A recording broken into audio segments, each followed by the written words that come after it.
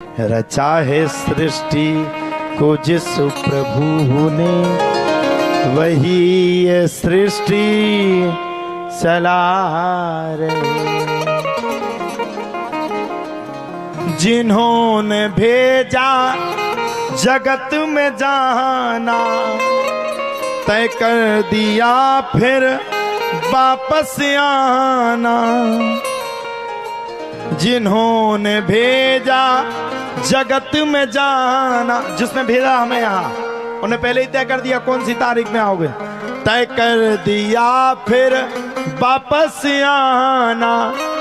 और जो भेजने वाले हैं यहाँ पर, जो भेजने वाले हैं वही तो वापस बुला रहे हैं।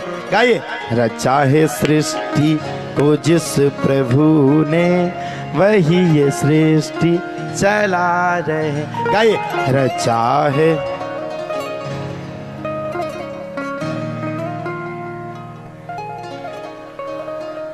जो पेड़ हमने लगाया पहले, जो पेड़ उसी का फल हम अब पा रहे हैं। गाइए। रचा है सृष्टि को जिस, अरे बूढ़ी बूढ़ी डोकरियां बाही ऐसे सृष्टि, बूढ़ी बूढ़ी डुक्को बैठी सब। धन है, खूब आनंद रहा, भगवान की कृपा रही। आज कथा कहने का मन नहीं कर रहा, पता नहीं मेरा मन कहता कहाँ की कथा सुनाऊं आज। रोज तो था ये सुनाना ये सुनाना ये, आज तो हमें समझ में नहीं आ रही कि कथा सुनाए कि आप सबसे बैठ करके बातें करें। दिल कहता है, एक दिल ये कहता कथा ही ना सुनाए, आपसे बातें ही करते रहे। और एक आत्मा कहती कथा को तो सुनाना पड़ेगा, प्यास गद्दी पर बैठे हो। दोनों बातें कहती। और धन्य है हमारी खोज, हमने प्रधान जी तुम्हारी भी खूब खोज करी इस गांव में। कल हम दादा के यहां गए थे, पदम सिंह दादा जी के। इनको बड़ा दुख है। हमें लगता है संसार में अगर सबसे बड़ा कोई दुखी है, और इस जिला महोबा में अगर कोई सबसे ज्यादा दुखी है तो दादा आप हो। बहुत दुखी, बहुत दुखी, बहुत दुखी। हम कल देख करके आए, इनकी धर्मपत्नी जी बिल्कुल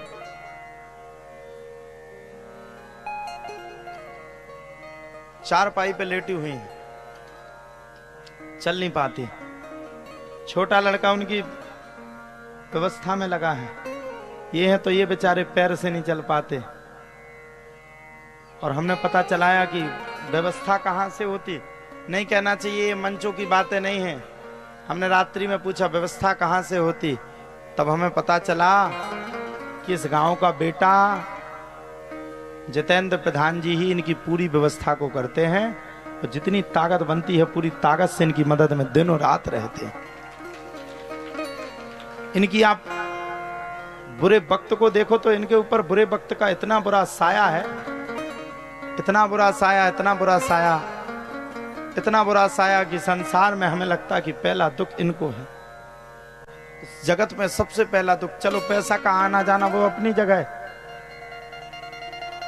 मां डली हुई है चारपाही पे, पिता बेचारा चल नहीं सकता।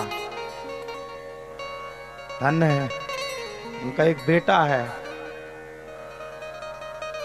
वो श्रवण कुमार से बढ़ के है। हमने आपके जाने के बाद हमने गांव में खोज की, 2-4 जगह हमने पता चलाया कि ऐसी इनको गरीबी क्यों हुई। तो गांव वाले कहते इनने कछु बुरे कर्म किए। लेकिन हमारा मानना है बुरे कर्म किए हो या अच्छे कर्म किए हो, लेकिन आप हमारे सनातन के हो, हमारे हिंदू हो, हमारे भाई हो, हम सबको आपकी मदद जरूर जरूर जरूर करना चाहिए। बुरा कर्म किसने नहीं किया? जो ये कहता है कि इनने बुरे कर्म किए वो खड़ा हो जाए, हम 2 मिनट में उसका धुआं ना उतार दे तो हमारी गारंटी। बुरे कर्म किसने नहीं किए, पाप किसने नहीं किया, पुण्य आत्मा थोड़ी यहां बैठी। बेचारे बड़े दुखी हैं, रात्रि में भी खूब रोए। इनके घर की अवस्था आप देखो, तो घर में भी कुछ नहीं है, लड़का ही बेचारा हाथ से तो लिपाई पुताई करता है। छोटा वाला लड़का, बड़ा वाला लड़का सुनता नहीं किसी की, वो सिर्फ प्रधान जी भर को डरता है। प्रधान जी का नाम लो तभी कंट्रोल में होता है। हाथों से वो लड़का अपने हाथों से बेचारा लीपता है, लीपना जाना आप लोग, हाथ से लीपता है। हमने उससे पूछा, हमने कहा बेटा कथा सुनने क्यों नहीं जाते? तब कहता है महाराज जी समय नहीं मिलता है, माता जी की तबीयत खराब है। और हमने कहा भोजन कब कब करते हो? बोले महाराज जी अभी 2 दिन से भोजन नहीं किया, नमकीन खा के अपना खुद का गुजारा कर लेते हैं। हमने कहा पिताजी को जो व्यवस्था हो जाती है नहीं कर देते। हमने कहा पैसा? बोले कुछ नहीं। हमने कहा और कुछ है? बोले नहीं। और उसकी हम एक चीज देख करके प्रसन्न हो गए। बेचारे ने क्या क्या लाया, कहां से लाया, हमें समझ में नहीं आए। लड्डू, काजू, किशमिश, बादाम, पूरी प्लेट भरा था। हमने कहा बेटा कहाँ? वो बाप के सामने तो नहीं रोया, लेकिन जब मैं इनकी धर्मपत्नी से मिलने के लिए गया तो हमें देख करके वो गड़गड़ा करके रोने लगी और चिल्ला चिल्ला के कहे महाराज हमें बचा लो, हमें अपनी दिक्कत नहीं। लड़का का हाथ ऐसे इशारा करें, हमारे लड़के को कोई नया जीवन दे दो।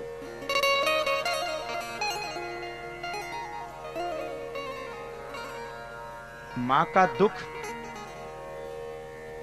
पिता का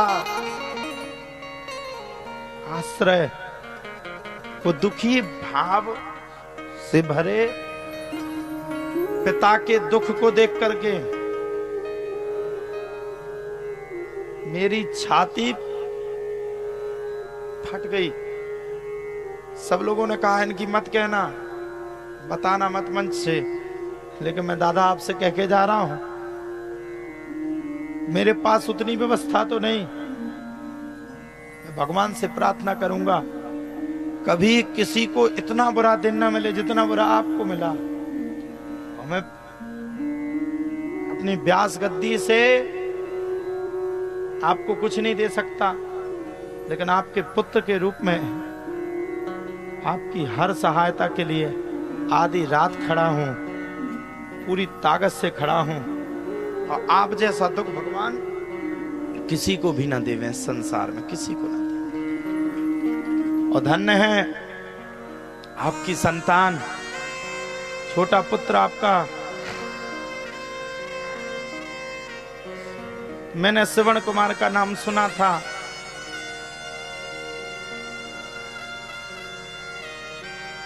लेकिन मैंने इस कलयुग में साक्षात श्रवण कुमार तुम्हारे पुत्र के रूप में देखा है पहली बार। धन्य हो प्रधान जी, तुम जैसे लोगों की इस गांव को जरूरत है। हमने इनसे पूछा, हमने कहा आपके घर का क्या गुजर बसर है? बोले हमारा तो भगवान के बाद दूसरा कोई सहारा है तो जितेंद्र, उसके अलावा कोई सहारा नहीं।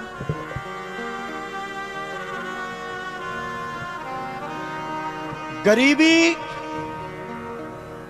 एक इतनी बुरी श्राप है, किसी को ना मिले, कभी ना मिले। आप लोग विश्वास मानिए, जब हमारे गरीबी के दिन रहते थे तो हमारे अपने रिश्तेदार भी हमें अपना मानने से इनकार कर देते थे, उंगली पकड़ करके बाहर कर देते थे। और हमारी माताजी एक एक रुपए जोड़ जोड़ करके दिन रात मेहनत करके हम सबको पढ़ाती थी, लिखाती थी। और मुझे ध्यान है कल आपका घर देख करके आया, आपसे बुरी स्थिति मेरी थी। हम लोगों का मजाक उड़ाया जाता था, लोग कहते थे किसान का बेटा हमेशा किसान रहेगा। लोग हमें कार्ड नहीं देते थे, कभी कोई हमें बुलाया नहीं करता था, बुला ले तो कोई हमें अपने साथ फोटो नहीं खिंचाया करता था। इतनी बुरी परिस्थिति थी। धन्य है बांके बिहारी, धन्य है बालाजी सरकार, जिन्होंने इतनी बड़ी कृपा की, मुझ जैसे नालायक को लायक समझ करके भागवत महारानी की नौकरी को दे दी। आज जो पहले हमारी हंसी उड़ाते थे, आज वो हमें अपना मानने के लिए शुरू हो गए। और मैं कहता हूं भैया भैया, दुनिया में सब कुछ मिले, सब कुछ मिले, लेकिन संसार में कभी गरीबी ना मिले, कभी गरीबी ना मिले।